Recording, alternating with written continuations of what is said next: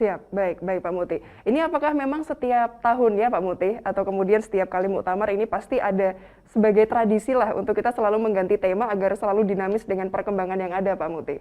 Iya betul. Jadi setiap muktamar itu temanya berbeda-beda. Muktamar ke-46 di Ya. Jogja itu kan temanya berbeda ya, gerak melintasi zaman. Kemudian muktamar di Makassar 2015 ya, muktamar ke-47 itu berkaitan dengan masalah-masalah keindonesiaan. Mhm. Dan sekarang kita mencoba untuk memperluas dinamika dan gerak Muhammadiyah. Jadi Mhm. spirit di dalam tema muktamar itu menggambarkan bagaimana orientasi gerakan Muhammadiyah paling tidak pada 5 tahun pasca muktamar. Walaupun sebenarnya Muhammadiyah dan Aisyah itu telah memiliki program jangka panjang untuk rentang waktu 25 tahun. Tetapi setiap muktamar kita membuat tema tersendiri sebagai bagian dari upaya kita untuk memfokuskan atau membangkitkan semangat di kalangan warga Muhammadiyah ke arah mana gerakan kita ini akan terus kita kembangkan.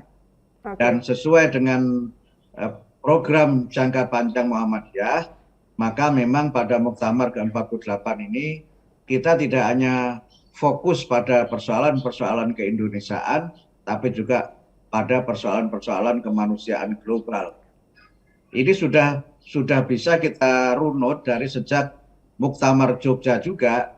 Ketika pada Muktamar Jogja itu kita tidak ada rekomendasi yang sifatnya statement mendesak, meminta dan sebagainya yang seperti lazimnya orang membuat rekomendasi, tetapi menyampaikan isu-isu strategis keumatan, kebangsaan dan kemanusiaan universal. Dan itu Mhm. juga kita perkuat lagi dalam Muktamar Muhammadiyah di Makassar, di mana Muhammadiyah juga mengangkat isu-isu keumatan, kebangsaan, dan kemanusiaan universal atau kemanusiaan global. Dan itu menggambarkan bahwa Muhammadiyah memang dari waktu ke waktu terus berusaha untuk memperluas dakwahnya, tidak hanya di dalam negeri kita di Indonesia ini, tapi juga ke mancanegara atau yang kita sering menyebut dengan istilah internasionalisasi Muhammadiyah. Mhm. Nah, tema memajukan Indonesia itu menegaskan bagaimana komitmen Muhammadiyah untuk lebih hadir sebagai bagian tak terpisahkan dari bangsa Indonesia. Memajukan Indonesia itu didasari oleh 3 pemikiran. Yang pertama, Muhammadiyah melalui para tokohnya dan juga resmi melalui organisasi senantiasa terlibat dalam dinamika kehidupan kebangsaan di Indonesia. Kalau kita membuka lembaran-lembaran sejarah yang ditulis secara objektif di tanah air kita ini, para tokoh yang turut serta, bahkan tidak sekedar turut serta, tapi menginisiasi berbagai tonggak penting dalam sejarah kemerdekaan Indonesia adalah para tokoh Muhammadiyah. Kita tahu Kiai Haji Ahmad Dahlan dan istri beliau Ibu Walidah, keduanya adalah pahlawan nasional. Yang beliau berdua ditetapkan sebagai pahlawan nasional karena jasa dan perjuangan beliau dalam memajukan bangsa Indonesia melalui pendidikan. Kemudian juga ada Kiai Fakhruddin. Beliau juga pahlawan nasional yang memajukan Indonesia melalui berbagai gerakan politik dan terutama melalui media jurnalistiknya. Beliau adalah seorang tokoh pers atau bapak pers Muhammadiyah. Kemudian Kiai Haji Mas Mansur, itu juga tokoh Muhammadiyah yang terlibat dan berusaha memajukan Indonesia melalui berbagai gerakan politik. Nah, tonggak politik kebangsaan yang lain, misalnya kalau kita mengikuti tonggak kebangsaan Indonesia itu kan ada 3 yang penting ya. Yang pertama adalah tonggak kebangsaan yang ditandai adanya Sumpah Pemuda. Mhm. Nah, kalau kita mengikuti siapa saja tokoh yang terlibat di situ, banyak tokoh dari kalangan Aisyah bahkan pada waktu itu yang terlibat di dalam Kongres Pemuda, bahkan Kongres Wanita pertama Indonesia.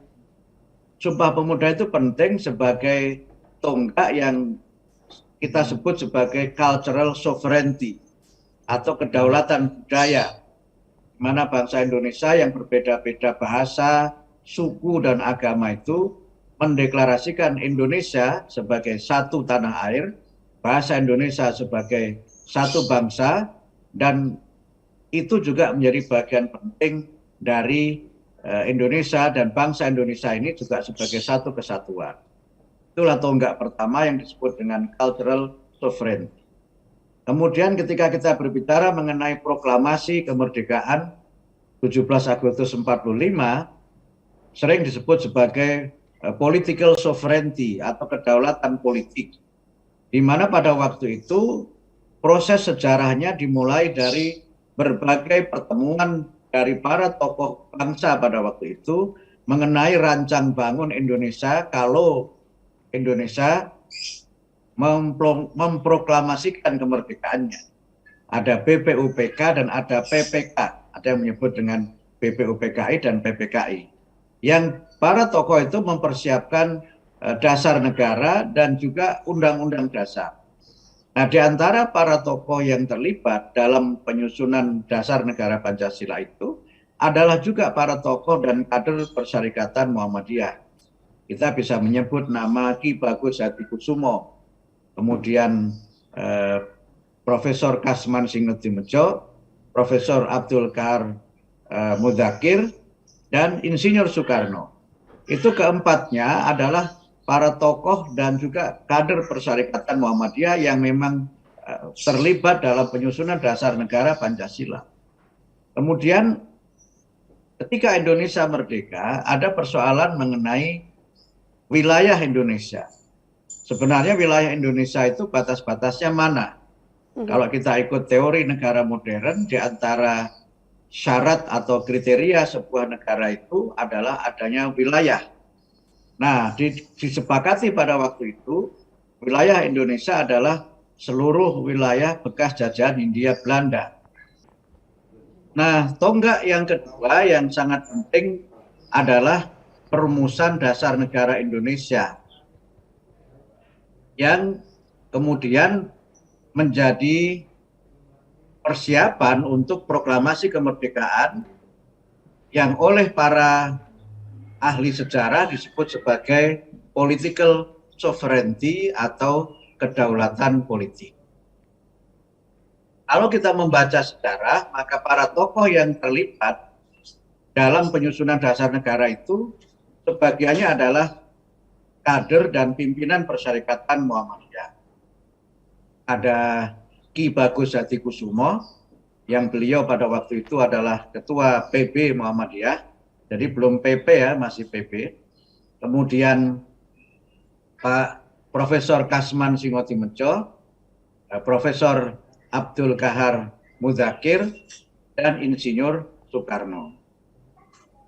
Nah, setelah Indonesia merdeka, kemudian muncul persoalan tentang wilayah. Memang disepakati bahwa wilayah Indonesia adalah seluruh bekas jajahan Hindia Belanda. Tetapi dalam perkembangannya terdapat berbagai persoalan, terutama karena Indonesia ini adalah negara kepulauan yang kalau mengikuti hukum laut internasional, ada banyak wilayah Indonesia ini yang menjadi wilayah laut bebas. Karena dalam ketentuan internasional itu, batas wilayah suatu negara itu adalah 2,5 mil laut dari pantai. Sementara Indonesia ini sebagai negara kepulauan, itu banyak pulau-pulau yang jaraknya satu dengan yang lain itu sangat jauh. Sehingga di tengah atau di antara satu pulau dengan yang lainnya itu terdapat laut bebas. Ini menjadi persoalan terkait dengan kedaulatan Indonesia. Sehingga pada masa Perdana Menteri Juanda, Insinyur Juanda itu, beliau melakukan lobby-lobby internasional terkait dengan wilayah Indonesia itu, dan Juanda berjuang lewat jalur politik termasuk melalui Perserikatan Bangsa-Bangsa untuk kedaulatan wilayah Indonesia itu tidak diukur dari 2,5 mil pulau, tetapi diukur dari pulau terluar di Indonesia ini. Baik. Sehingga semua wilayah laut yang terletak di tengah-tengah dan berjarak antara satu pulau dengan yang lain di Indonesia ini semuanya adalah wilayah Indonesia.